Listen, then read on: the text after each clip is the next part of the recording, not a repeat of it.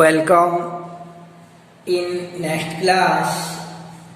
तो आज देखते हम लोग साम्यावस्था स्थिरांक के पी व केसी में संबंध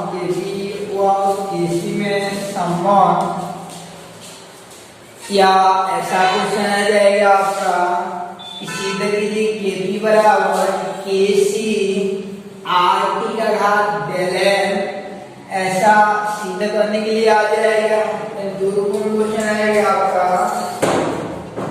कि सिद्ध कीजिए केपी बराबर यानी केसी व केपी में संबंध स्थापित कीजिए या सिद्ध कीजिए केपी बराबर KC R T power del N. तो इसका हमको उपपत्ति करना है। तो रेडी रहेगा आपका केसी व केपी में संबंध, केसी व केपी में संबंध या ये रहेगा आपका कि केसी बराबर केपी बराबर केसी आर टी का डेल एन की उपपत्ति। ऐसा क्वेश्चन रहेगा आपका, उपपत्ति ऐसा प्रश्न रहेगा आपका। इस प्रकार से इसका डेरिवेशन करना है हमको कि केसी व केपी में संबंध स्थापित करना है या सिद्ध कीजिए केपी बराबर KC R T power del N की उपपत्ति करना है। तो इसके लिए हम लोग ऐसा लेते हैं कि माना कि अभिक्रिया ऐसा हो रहा है, माना कि M1A plus M1B tends to M2C plus N2D, इसमें परिवर्तन हो रहा है आपका। अभिक्रिया इस प्रकार से होती रहती है, तब ऐसा मिल जाएगा आपका। तब केसी बराबर क्या सूत्र होता है, केसी बराबर सी का घात M2 के उत्पाद वाला पहले लिखते हैं और सी डी का घात N2 डिवाइडेड बाई सी ए का घात M1 और सी बी का घात N1। इस प्रकार से हो जाता है तथा आपको मिलेगा तथा केपी बराबर ये सी की जगह पी हो जाता है। तो ये सी की जगह आपका पी हो जाएगा। इसको समीकरण 1 कर लेते हैं और ये सी की जगह आपका पी हो जाएगा पी सी का घात M2 और पी डी का घात N2 बटे पी ए का घात M1 और पी बी का घात N2 हो जाते हैं। इसको समीकरण 2 कर लेते हैं यहाँ तक जो है। तो पहले माना कि अभिक्रिया A प्लस यानी M1A plus N1B tends to M2C plus N2D के लिए केसी बराबर मिल जाता है आपका सी का घात M2 इंटू सी डी का घात N2 डिवाइडेड बाई सी ए का घात M1 इंटू सी बी का घात N1 तथा केपी बराबर हो जाएगा जितना भी सी है कैपिटल सी उनकी जगह हो जाएगा आपका पी हो जाता है।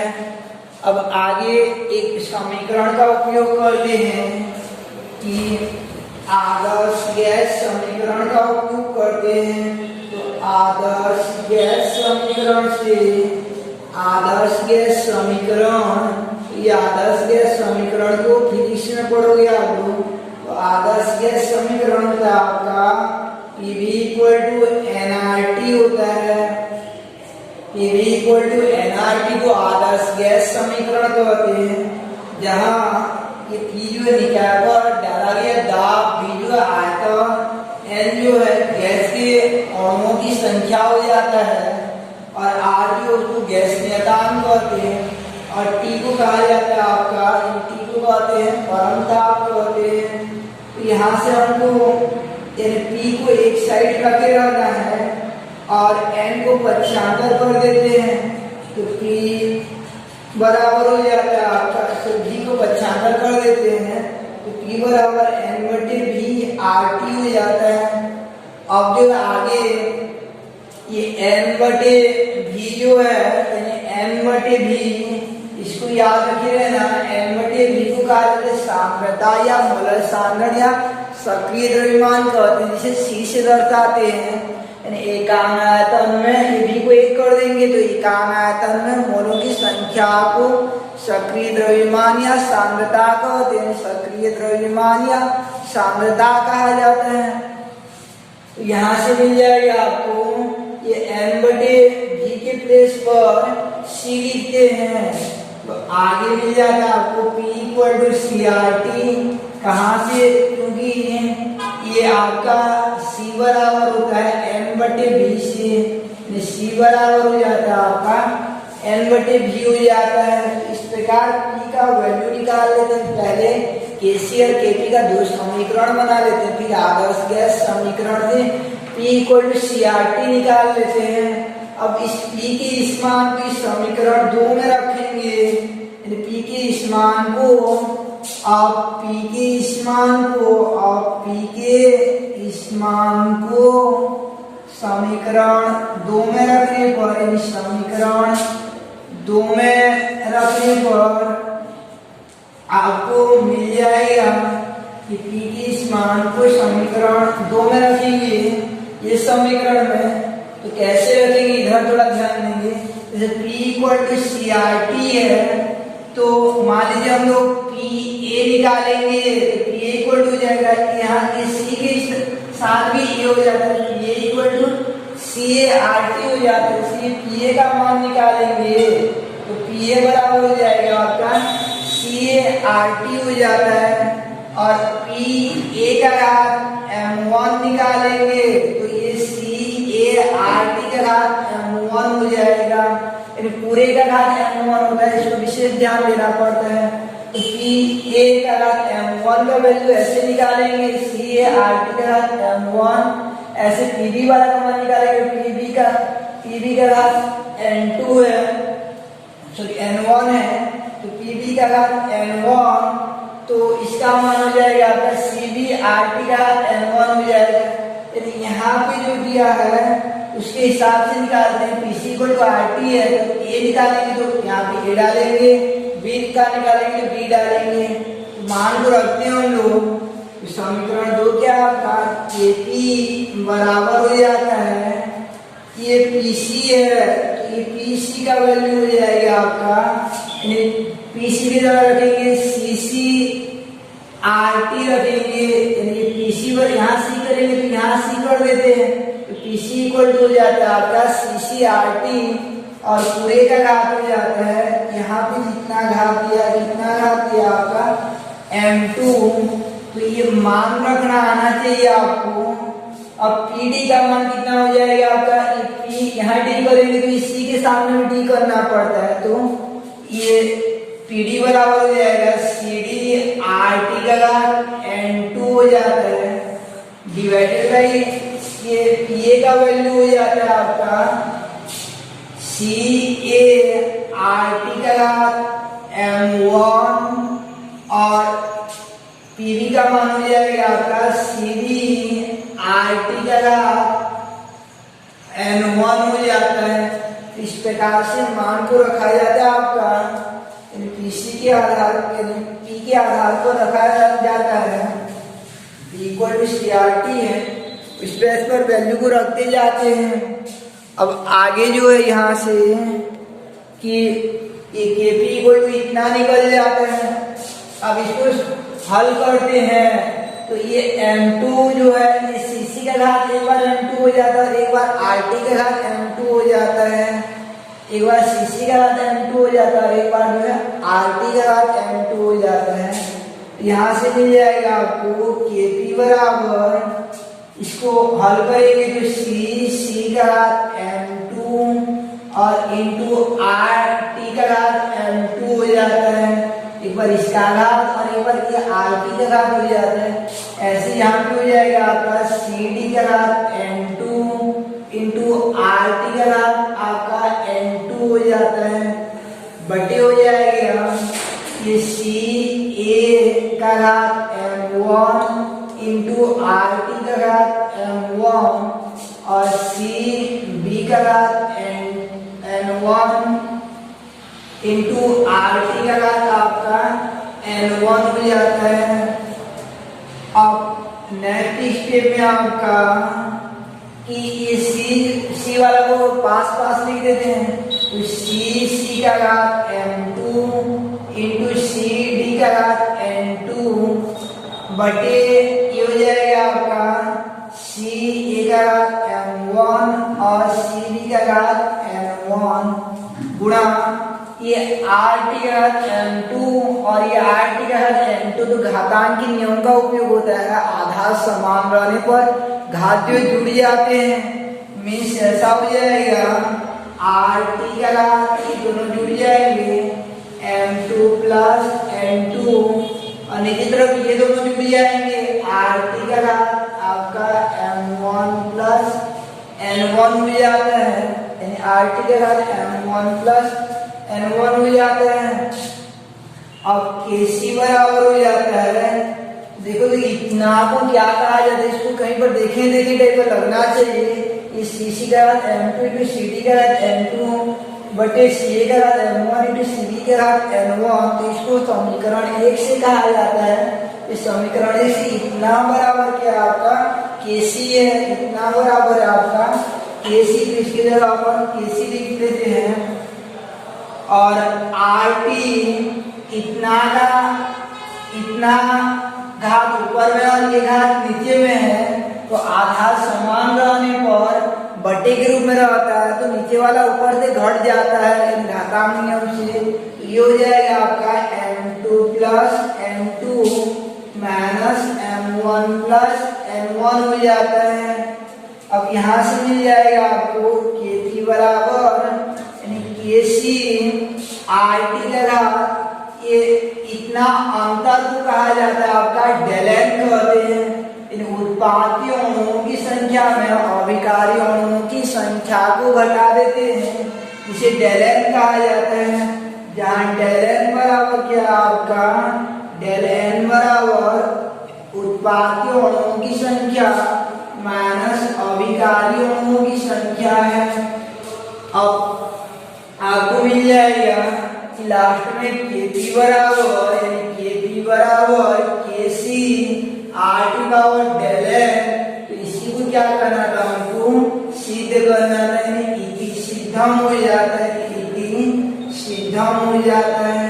तो इस प्रकार से इसको प्रूव करना था कि Kc बराबर Kp बराबर Kc यानी Kp बराबर Kc RT पावर डेलेन। इसी को क्या करना था हमको प्रूव करना था। तो ये था आपका Kc व Kp में संबंध। तो स्टार्ट कहाँ से करते हैं कि माना कि n1a plus n1b n2 n2c plus n2d। तब Kc बराबर एक समीकरण लिख देंगे, फिर Kp बराबर, फिर आदर्श गैस समीकरण का उपयोग करते हैं कि PV इक्वल टू nRT वहां से मिल जाता है, P इक्वल टू CRT मिल जाता है। P के इस मान को समीकरण 2 में रख देते हैं, तो जितना भी जगह P है वहां Cc यानी C रख देते हैं। तो CcRT घात n2 इंटू CdRT घात n2 डिवाइडेड बाई CaRT घात m1 इंटू CbRT घात डेल CbRT घात n1। फिर उसको सरल करते जाते हैं, C वाला को एक साथ लिख देते हैं और RT वाला को पास पास लिख देते हैं घातांक के नियम का।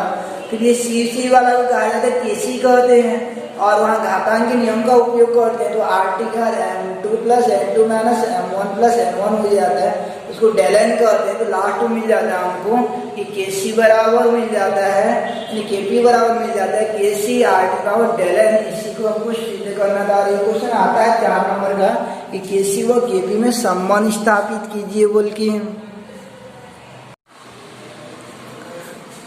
अब देखते हैं आगे थोड़ा सा हम लोग कि Kc व Kp का मात्रक विभिन्न अभिक्रियाओं के लिए। तो Kc के मात्रक के लिए इसका जरूरत पड़ता है सांद्रता का, यानी Kc का मात्रक होता है, नोट्स में याद रखे रहना कि Kc का मात्रक जो होता है आपका कि सांद्रता का डेलेन होता है, यानी सांद्रता का घात डेलेन हो जाता है। और Kp का मात्रक होता है आपका Kp का मात्रक होता है Kp का मात्रक ये हो जाएगा आपका कि इसका मात्रक होता है वायुमंडल यानी एटमॉस्फेयर का घात डेलन हो जाता है, एटमॉस्फेयर का घात डेलन हो जाता है। तो इस आधार पर Kp व Kc का मात्रक निकालते हैं। तो यहाँ पे सांद्रता की स्थान पर लिखा जाता है, सांद्रता का मात्रक होता है, याद रखना, मोल प्रति लीटर यानी मोल प्रति लीटर ये होता है आपका, या मोल लीटर इनवर्स हो जाता है। मोल बटे के रूप में ना लिखकर गुणा के रूप में लिखेंगे तो मोल लीटर इनवर्स होता है। तो ये Kc का मात्रक हो जाए सांद्रता का घात डेलन, या इसको लिखते हैं मोल लीटर इनवर्स का घात यानी मोल लीटर इनवर्स का घात डेलन, ऐसा लिखते हैं। तो हमको विभिन्न अभिक्रियाओं के लिए Kc व Kp का मात्रक का कैलकुलेशन करना है। जैसे ये बोला रहेगा आपका कि अभिक्रिया SO2 प्लस O2 यानी अभिक्रिया 2SO2 plus O2 change to 2SO3 के लिए Kc व Kp का मात्रक बताइए बोलिए। यानी के लिए Kc व Kp का मात्रक तो कैसे गणना करेंगे, इसके लिए Kc व Kp का मात्रक कैसे कैलकुलेशन करेंगे उसको देखते हैं हम लोग। कि दी गई अभिक्रिया के लिए Kc व Kp का मात्रक कैसे ज्ञात करते हैं। तो पहले इसके लिए डेलन निकालते हैं। हल ऐसा होता है आपका कि डेलन बराबर क्या सूत्र होता है, M2 माइनस यानी M2 plus N2 minus M1 plus N1। तो ये M2 की जगह है आपका, ये उत्पाद साइड जो रहता है उसके अणुओं को M2 N2 कहते हैं। तो M2 की जगह आपका 2 है और N2 यानी ये चौथा वाला नहीं है, तो ये N2 की जगह आपका 0 है और ये M1 की जगह हो जाएगा आपका, M1 की जगह हो जाएगा ये आपका अभिकारी साइड में एक ये सामने जितना है तो उसको M1 कहा जाता है। तो ये वाला 2 हो जाएगा M1 और N1 इसके सामने कुछ नहीं रहता तो 1 होता है। तो इस प्रकार से उत्पाद के अणुओं की संख्या में अभिकारी अणुओं की संख्या को घटा देते हैं तो डेलन मिलता है। तो ये मिल जाता है आपका 2 ऋण 3 यानी डेलन बराबर 1 हो जाता है। तो Kc का मात्रक हो जाएगा आपका, Kc का मात्रक हो जाएगा आपका, ये हो जाएगा, ये सूत्र क्या था, mole litre inverse mole litre inverse. अब डेलन का वैल्यू कितना आ गया, ये -1, डेलन का वैल्यू कितना आ गया -1। तो ये हो जाएगा आपका -1 को गुणा करेंगे दोनों में तो ये हो जाएगा मोल इनवर्स यानी मोल इनवर्स और लीटर का ऋण हो जाएगा आपका लीटर हो जाएगा। तो इस प्रकार से इसका मात्रक हो जाता है मोल इनवर्स लीटर। या इनवर्स वाला को बाद में लिखते हैं तो लीटर मोल इनवर्स हो जाएगा, लीटर मोल इनवर्स हो जाएगा। ये Kc का मात्रक हो जाता है, वह Kp का मात्रक हो जाएगा आपका, और Kp का मात्रक बन जाएगा। Kp का मात्रक जो है, Kp का मात्रक क्या हो जाएगा, ये ATM यानी वायुमंडलीय दाब।